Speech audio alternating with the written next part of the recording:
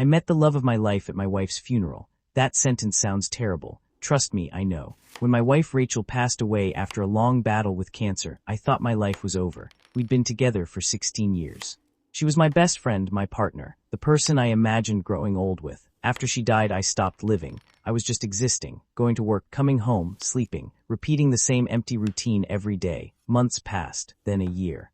Everyone kept telling me I'd eventually move on. I hated hearing that. Move on. How do you move on from someone you loved with your entire heart? Then came the anniversary of Rachel's death. I visited her grave alone. Like I did every month. As I stood there talking to her, I noticed someone a few rows away, a woman around my age, holding flowers, crying. Eventually she walked past me. I nodded politely. She nodded back. That was it. Or so I thought. The next month she was there again, same day, same time. We exchanged another awkward smile, then another month passed, and another. Eventually she spoke first. Your wife? I nodded. Husband, she replied. His name was Michael. He had died 3 years earlier. For the next hour we sat on a bench talking about grief, loss, loneliness. For the first time in years I spoke to someone who actually understood, not someone offering advice.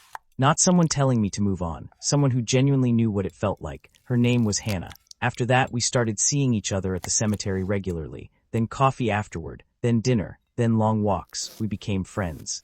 Nothing more, at least that's what we told ourselves. The truth was we were both terrified, because loving someone again felt like betraying the people we'd lost. One evening, about 2 years after we met, Hannah finally said what we'd both been thinking.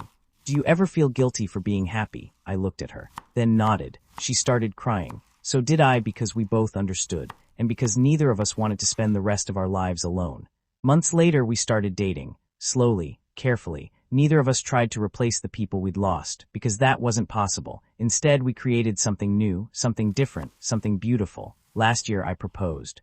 When people heard our story, some called it sad. I disagree, because the sad part was losing the people we loved. The beautiful part was discovering that our hearts weren't broken forever. They still had room for hope, room for healing, room for love. Today, Hannah and I are married, and every year we visit Rachel and Michael together. We leave flowers, share memories, and say thank you, because without them, we wouldn't be the people we are today. Sometimes life gives you a second chance when you least expect it. Mine happened in a cemetery, and somehow, that's where I found my way back to happiness.